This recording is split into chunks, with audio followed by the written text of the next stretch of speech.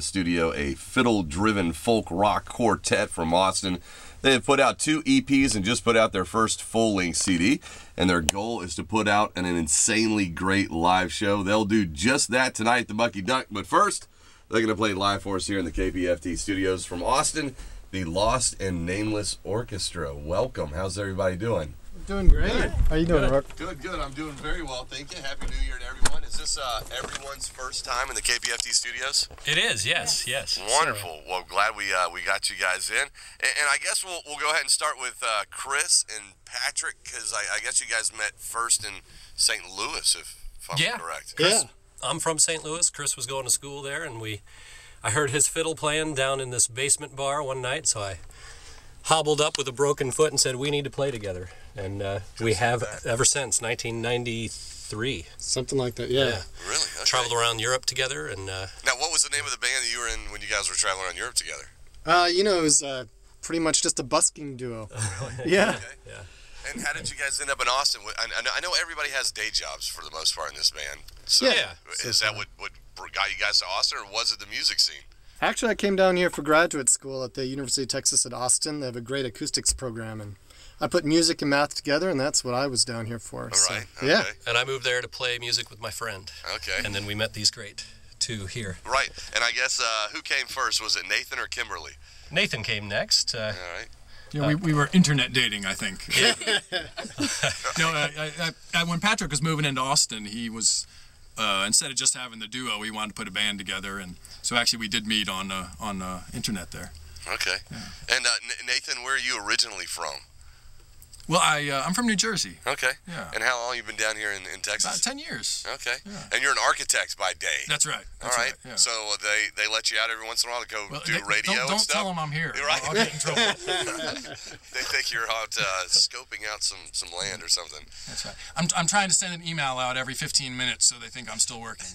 Right. Well, we won't tell. Glad to have you along, and thanks for playing hooky on our behalf. And Kimberly, I guess you round out the band. You're the 4th and final member to join. Yes, I joined when I was probably like 9 or 10, and I was studying fiddle and classical music with Chris at the time, and I'd go up for 1 or 2 songs, and it was real cute, you know, a little girl coming on stage play fiddle for a song, and then it just kind of branched out and grew into what it is now. Okay, and your dad actually works with him, is that right? Yes, and that's how you met? Yeah, they both work at Dell, and I was looking for a teacher, and my dad was like, oh, well, I know this guy at work, so that's just what happened. And your dad kind of comes from a rock and roll background. And you kind of had to work to get them to buy you a fiddle, is that right? Yeah, I was like back in 2nd grade, and I wanted to play violin, and you know they were like, oh, not a violin, why don't you want to play volleyball? And I was like, no, I want to play violin. And then I started playing with these guys. All right, so how did it become you just singing a couple songs with them to actually being a full member of the band? You know what? I don't really know. It just kind of grew. Grew into us. Yeah. Right. Now, is it challenging for, you're 16, right now? Yes. So what are some of the obstacles of playing with someone that's underage versus, you know? Well, we're all 16, actually. We might look a little bit older. I got it. All right. Do you have problems getting into gigs and stuff? No, I mean, usually they just let me into places that are 21 and up if I'm playing there, but... Right.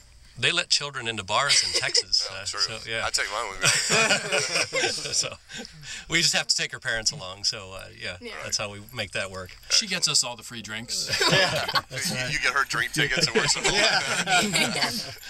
We've got the Lost and Nameless Orchestra live in the KPFT studio. First time performing at KPFT, but you guys actually have performed at the Mucky Duck before, is that right? Yeah, we had a great show there. Wonderful. Yeah. Okay, and they'll do it again tonight. We're going to give out some tickets for that show here in a little bit, but let's go ahead and get started. What are you guys going to sing for us first? Great. This is The Red-Haired Boy. We wrote this. Very nice. This is the first track on their brand new full-length album. 2, 3, 4. The red-haired boy is lost and lonely. He plows his fields behind his pony. As work and toil are never ceasing. I love you endlessly today. The song inside my head, with a lump inside my throat today.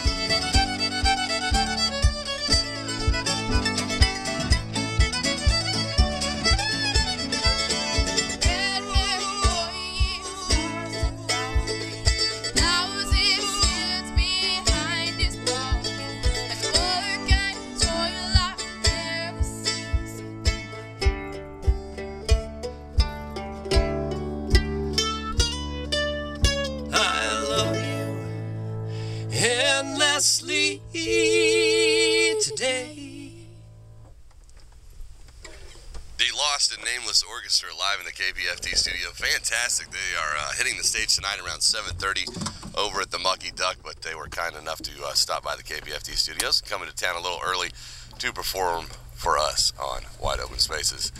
Kimberly, you will be a junior in high school, is that right? Yes, I'm a junior in high school right now. Well, I guess it will be. I guess it is on Christmas break. Yeah. And the only reason you're able to do this is because you are on Christmas break. You go back to school on Monday, Tuesday? Monday, yeah. Okay. So how do you every Monday night, do you guys play at the Cactus Cafe? Is that still going on? Yeah, we start that in February, actually. You're about to start that. Yeah, we're the artist in residency for Lone Star Beer. Okay. And Cactus puts it on, I guess, every month. And we'll be the artist in residency all of February. Okay. So you still have to get up and go to school the next morning? Yep. And how late do you play? Is it a happy hour thing? Yeah, it's not too bad. It's not it's a 10 too or so. late. A 7:30 show. It's a Yeah, 7:30 show. Oh, that's not bad at all. And then everybody's got to get up and go to work. Do you have a day job? Are you the only guy without a day job? Yeah, I'm the only guy without a day job. Okay, so you got it made. I sleep under a bridge and then Right. show up for band practice. Very nice. And tell me about recording the first EP. Was that done in Austin? Yeah, actually, I have I built a studio in my house, and so while the walls are being put up, there's insulation on the walls and all that type of stuff. I subjected these guys to some fiberglass insulation. Right. Now, the interesting thing is that Chris is, when he says it's studio, it's not a home studio. Chris is an acoustic physicist, actually, as his day job. So it's a very serious studio. So Tell us about an acoustic physicist. Well, I went to school for acoustics, and it's all around you everywhere you go. This room, for example, sounds great because you have weird angles in it. So it's up to me to figure out, how to make places and things sound like that people would like. Okay, so when someone hires you to actually do this, what are they? Is it a band that hires you, or is it like? Tell me, who would hire you? Well, yeah, who would hire me? Who would need your services, basically? Yeah, I work at Dell right now, and they hired me because they had some computers that they said, like, this doesn't sound like the way folks would like it to sound. How can we make it sound better? Right. I know that's a subjective thing, but actually little rattles and buzzes and words, that sort of stuff. You probably have a computer in your room right there. They can bother you. So, then I figured out what caused them and tried to fix them. Very nice. he hates it when we say this, but he shoves cotton in there to make No, it. that's not true. all that money they spend on you at Dell, the cotton ball is the answer. And